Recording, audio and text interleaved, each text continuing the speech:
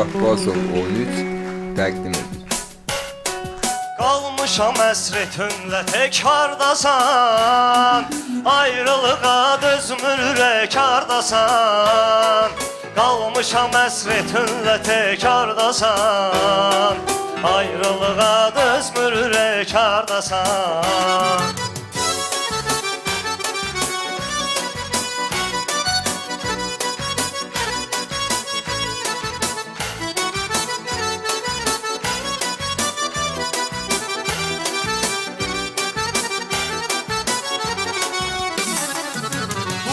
Bahar gəlməyəcək sən demə, güllərə tir saçmayacaq aləmə. Payız fesli gətirmisən ömrümə, yağdı yağış esti külək hardasan. Qalmışam əsrətinlə tək hardasan, ayrılığa dözmür ürək hardasan.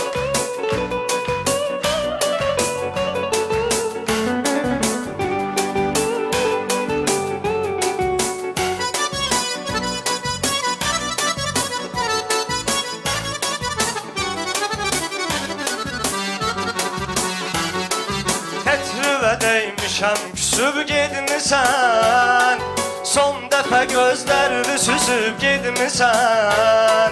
Mənim ümidlərimi üzüb gedmisən, yar belə olmazdı gərək hardasan. Qalmışam əsrətinlə tək hardasan, ayrılığa dözmür ürək hardasan.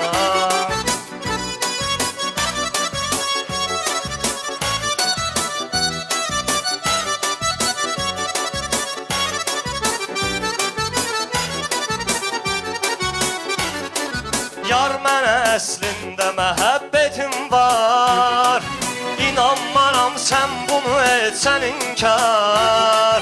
Qəlbimizdə tükənməzdi arzular, ömrümüz olduqca güdəkardasan. Qalmışam əsrətinlə tək hardasan, ayrılığa dözmür ürək hardasan.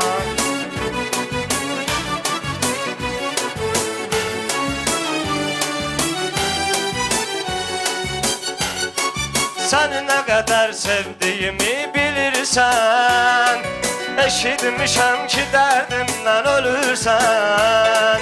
Bilsəm əgər qayıdırsan gəlirsən, düzərəm yollar va çiçək hardasan. Qalmışam əsrətinlə tək hardasan, ayrılığa dözmür ürək hardasan.